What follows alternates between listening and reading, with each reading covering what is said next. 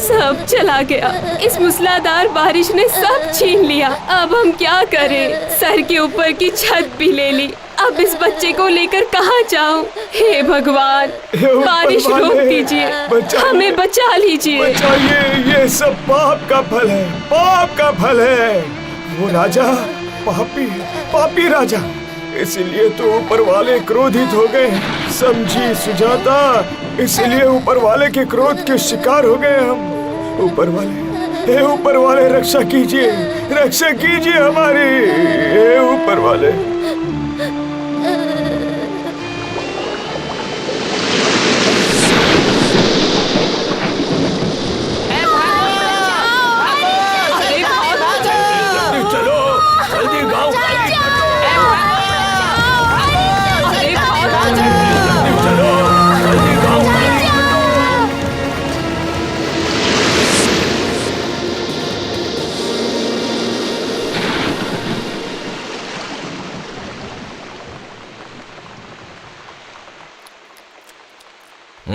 बोलो मंत्री जी, क्या समाचार लाए हो? महाराज, इस तूफान और अत्यधिक बारिश से साधारण मनुष्य बहुत बहुत ज्यादा तकलीफ में है। हमें कुछ करना चाहिए महाराज। नदी के उस पार 3-3 गांव सब पानी में बह गए हैं। मनुष्य और पशुओं में कोई अंतर नहीं है महाराज। तो तुम मुझसे क्या करवाना चाहते हो? इन बाढ़ पीड़ित प्रजा के साथ हमें खड़ा रहना चाहिए महाराज। तो क्या उनका मैं कर कुछ कम कर दूं क्या? ये आप क्या कह रहे हैं महाराज? ऐसे हालात में आपको कर माफ कर देना उचित है। मैं मदद करने के लिए, आर्थिक सहायता प्रदान करने के लिए कह रहा हूँ। अच्छा मंत्री केशव चरण, आपको क्या लगता है मेरा भंडार और कुबेर का भंडार क्या एक ही है? मैं कुछ समझा नहीं महाराज। मदद करने के लिए राजकोष में खजाना नहीं है, और फिर पहले के 1-2 दिन उन्हें कष्ट जरूर होगा, लेकिन उसके बाद सब कुछ सहने की आदत हो जाएगी।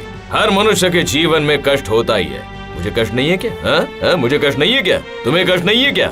प्रत्येक मनुष्य के जीवन में कष्ट होता ही है, दुख होता ही है। महाराज, असहाय शिशु, अपंग, वृद्ध, महिलाएं सभी बेघर होकर पेड़ के नीचे जीवन यापन कर रहे हैं। खाने के लिए अन्न नहीं है, पहनने के लिए वस्त्र नहीं है। जिधर भी नजर जाती है वहाँ सिर्फ नहीं कुछ भी नहीं है महाराज। मंत्री, तुम्हारा काम राजा को सही सलाह देना है। राजकोष कैसे परिपूर्ण हो इसका ध्यान रखना है। पंछी का घोंसला टूट जाता है तो वो दोबारा बना लेता है, वैसे ही वो लोग दोबारा बना लेंगे। महाराज, वो विपत्ति में फंसे मनुष्य और पक्षियों की उपमा क्या आपकी नजरों में एक ही है? हाँ, एक ही है। कष्ट मनुष्य को हिम्मत वाला बनाता है, समझे? नहीं, मैं ये नहीं मानता महाराज। तुम्हारे मानने या ना मानने से सत्य नहीं बदल सकता है मंत्री जी। और फिर तुम किसके सामने खड़े होकर ये सारी बातें कर रहे हो? ये बात मुझे याद है महाराज, और आपको भी ये बात याद दिलाना चाहता हूँ कि राजा प्रजा के लिए पिता तुल्य होते हैं। इसीलिए चुप करो मंत्री, और एक भी शब्द कहा तो तुम्हें पद त्यागना पड़ेगा। वही करिए महाराज।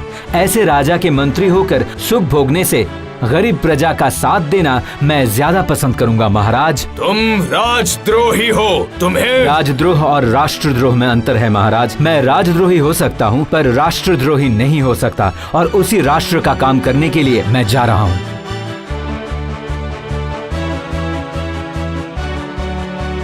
महामंत्री, आपसे कुछ बात करनी है। कहिए महारानी, मैं आपकी क्या सेवा कर सकता हूं?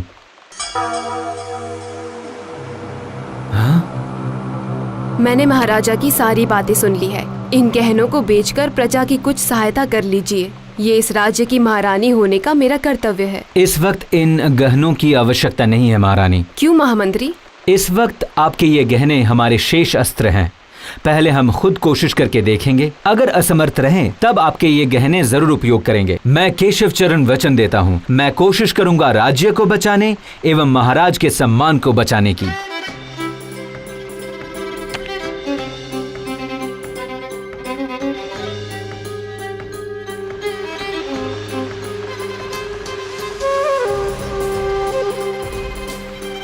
कोई उपाय मिला महामंत्री जी?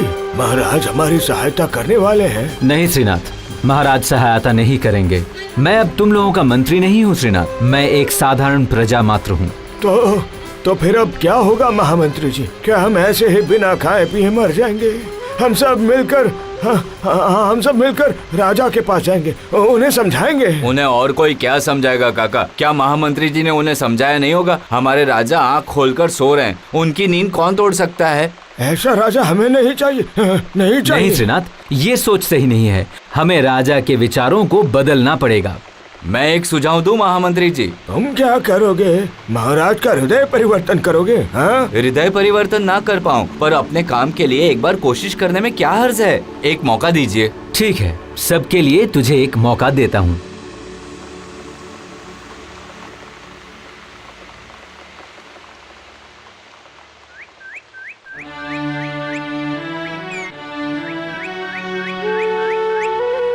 महाराज, महाराज कुछ कीजिए, वरना हम मर जाएंगे। हमारे साथ कोई भी नहीं है। क्यों? हमारे महामंत्री तुम लोगों के साथ नहीं है क्या? हाँ? कल तो वो बड़ी बड़ी बातें करके यहाँ से गए थे कि अपनी सारी कमाई तुम्हारे हाथों में दे देंगे बोले थे। क्या हुआ?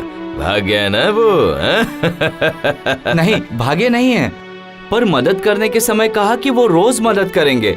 आज 1 पैसा, कल 2 पैसा। 1 पैसा 2 पैसा मतलब? हाँ महाराज, अपने दुख की क्या बात बताऊं? वो आज जो देंगे कल उसका दुगना देंगे। मतलब आज 1 दिया तो कल 2, परसों 4। ऊपर से कहा मैं 1 पैसा तो दे रहा हूँ, पर तुम्हारे महाराज ने तो आधा पैसा देकर भी तुम्हारी मदद नहीं की। आप ही कहिए, 1 पैसे में क्या होगा? और ऊपर से इतनी बातें, क्या हम मनुष्य नहीं है? आप ही बताइए महाराज। अरे मुझे तो मंत्री के व्यवहार पर आश्चर्य हो रहा है। ओहो, रो मत। आखिर मंत्री क्या सोच रहा है? उसने पैसा देकर सिर खरीद लिया है क्या? सुनो, मैं तुम लोगों को प्रतिदिन 1 रुपए करके दूंगा।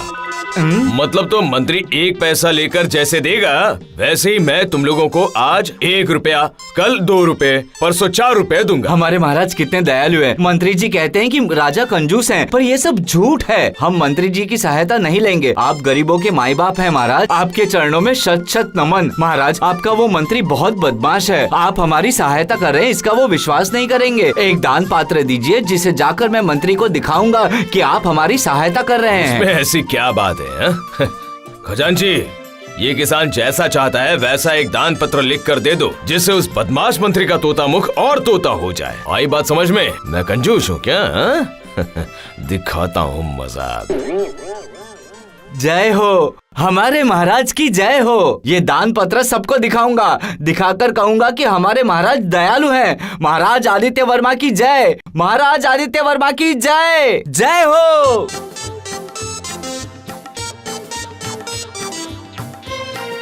क्या बात है दीनू? काम हो गया। महाराज रुपए देने के लिए राजी हो गए? हाँ, इसी के बाद तो असली मजा शुरू होगा।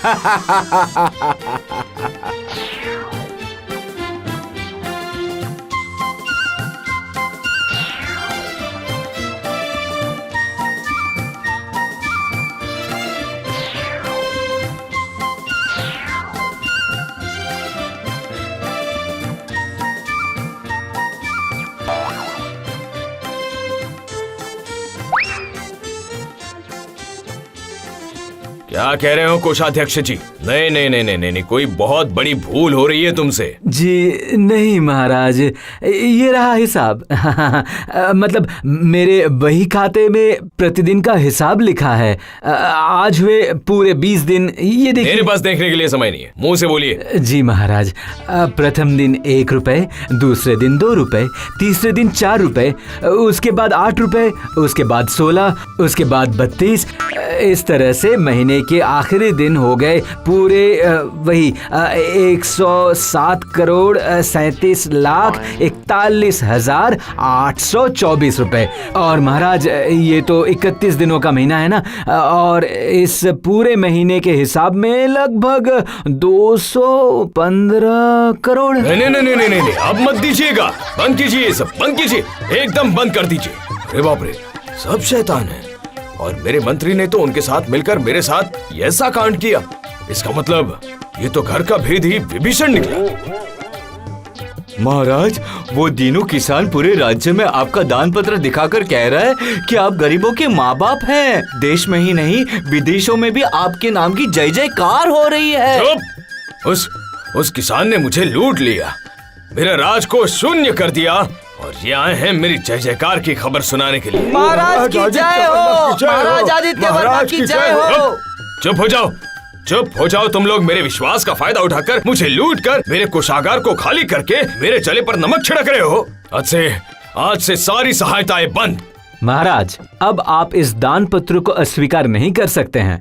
इसमें आपकी सील मोहर लगी है। इस दान पत्र में जो लिखा है, अगर आप वो नहीं मानेंगे तो समस्त राज्यवासियों के सामने आप उपहास का पात्र बन जाएंगे। महाराज जी, महाराज केशव चरण सही कह रहे हैं। सिर्फ अपने देश में ही नहीं, बाहर के देशों में भी आपकी इज्जत कम हो जाएगी। इससे अच्छा जैसा चल रहा है वैसा चलने दें। क्या कहते हैं महाराज? अब तो बस मात्र 6 दिन ही बचे हैं। प्रजा आपको अपने सिर पर बिठा कर रखेगी महाराज, और ये पैसे तो राज्य के कार्य में ही लग रहे हैं। जो विश्वास करने के लिए कह रहे हो, पर इतने पैसे लगने वाले हैं क्या? नहीं महाराज, इतने पैसे नहीं लगेंगे।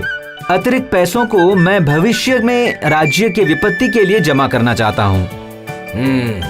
तो फिर ठीक यही होगा। महामंत्री जी, आपको मेरी बुद्धि पर संदेह था ना? देखा ना, किसान की बुद्धि किसे कहते हैं? वो तो मैं अच्छी तरह से समझ गया। जय महाराज आदित्य वर्मा की जय। जय महाराज आदित्य वर्मा की जय। जय महाराज आदित्य वर्मा की जय। हाँ।